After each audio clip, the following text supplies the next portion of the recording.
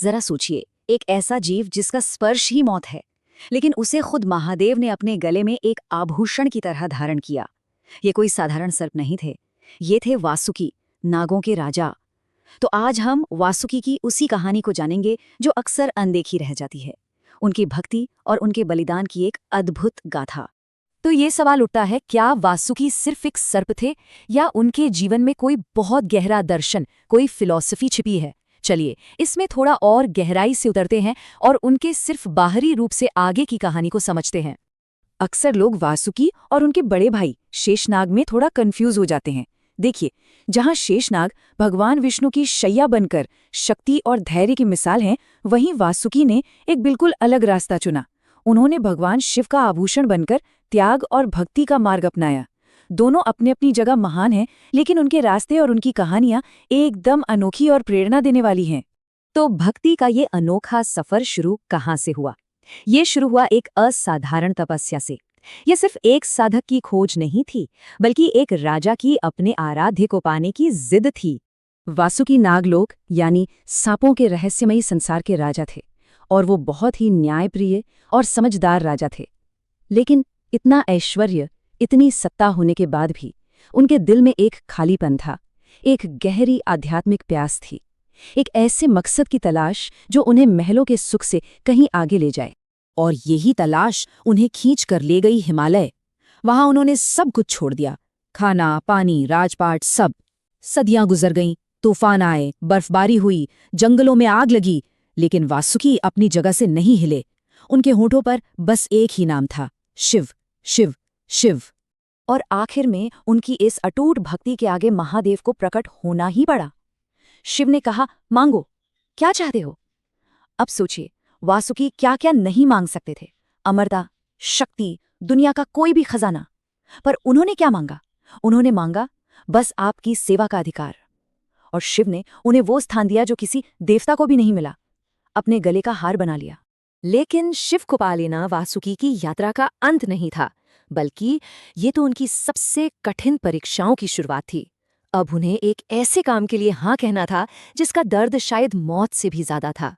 हुआ ये कि देवताओं की शक्ति खत्म हो गई।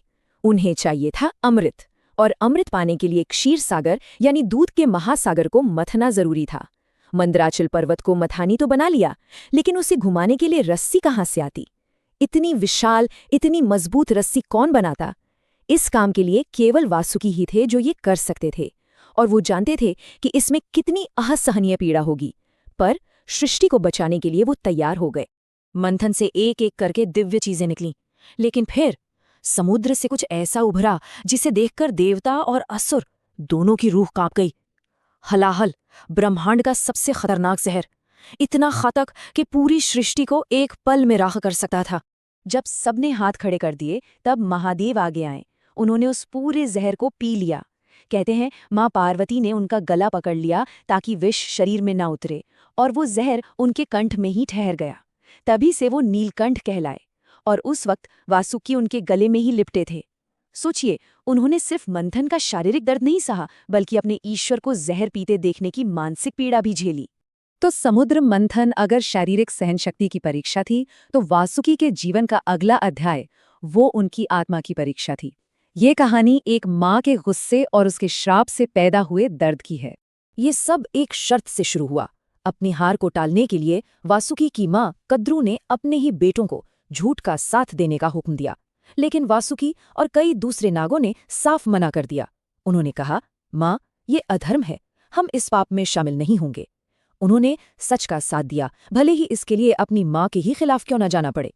अपने ही बेटों का ये इनकार देखकर कद्रू गुस्से से भर गईं, और उन्होंने जो श्राप दिया वो शायद इतिहास का सबसे भयानक श्राप था। एक माँ ने अपने ही बच्चों को आग में जलकर मरने का श्राप दे दिया, सिर्फ इसलिए क्योंकि उन्होंने झूठ का साथ देने से मना कर दिया था। और कई युगों बाद ये श्राप सच होने लगा। राजा परीक्षित की मृत्यु तक्षक नाग के काटने से हुई थी, तो उनके बेटे राजा जन्मेजय ने गुस्से में आकर पूरी नाग जाति को खत्म करने के लिए एक विशाल सर्प यज्ञ शुरू किया।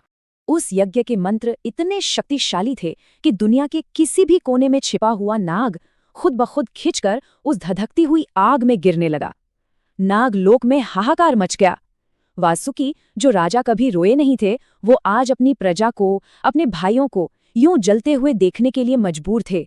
इस घोर संकट और निराशा के बीच जब लग रहा था कि सब खत्म हो जाएगा, तब धर्म का वो बीज अंकुरित होने वाला था जिसे वासुकी ने अपनी पूरी जिंदगी सींचा था। यहाँ से कहानी उनके वंश के उद्धार की ओर मुड़ती है। सवाल ये था कि जब एक राजा का क्रोध और एक माँ का श्राप एक साथ काम कर रहे हों, तो इस विनाश को कौन रोक सकता था? पूरी नाग जाति का भविष्य अब दांव पर लगा था। इस विनाश को रोकने की शक्ति किसी अस्त्र या शस्त्र में नहीं थी, बल्कि ज्ञान और धर्म में थी, और उस ज्ञान का एक नाम था आस्तिक। वासुकी के अपने भांजे युवा ऋषि आस्तिक यज्ञ वाली जगह पर पहुंचे। उन्होंने अपने ज्ञान और वेदों के पाठ से राजा जन्मेजय को इतना प्रभावित किया कि राजा ने उन्हें एक वरदान मांगने को कहा। आस्तिक ने अपने लिए कुछ नहीं मांगा, बस यज्ञ को तुरंत रोकने की प्रार्थना की। वचन से बंधे होने के कारण जन्मेजय को यज्ञ रोकना पड़ा और इस तरह नाग जाति बच गई। वासुकी की महानता का सबसे बड़ा प्रमाण स्वयं भगवान कृष्ण ने भगवद गीता में दिया। जब उन्होंने कुरुक्षेत्र में अपना विराट स्वरूप दिखाया तो अर्जुन से कहा, सर्पों में मैं वासुकी हूँ, इससे बड़ा सम्मान और क्या हो सकता है। तो वासुकी की कहानी 3 मजबूत स्तंभों पर टिकी है: शिव के प्रति अटूट भक्ति, सृष्टि के लिए निस्वार्थ त्याग और अपनी प्रजा की रक्षा के लिए धर्म की एक स्थायी विरासत। और आज भी हर साल नाग पंचमी पर उनकी पूजा होती है, और हर शिवलिंग पर लिपटा हुआ नाग हमें उनकी उसी शाश्वत समर्पण की याद दिलाता है। वो आज भी अपने भगवान की सेवा में हैं। वासुकी की कहानी हमें एक बहुत गहरा सवाल सोचने पर मजबूर करती है। सच्ची ताकत सिंहासन पर बैठने में है, या धर्म और सेवा के लिए उस सिंहासन को भी दांव पर लगा देने में? उनकी महानता उनकी शक्ति में थी या उनके बलिदान में?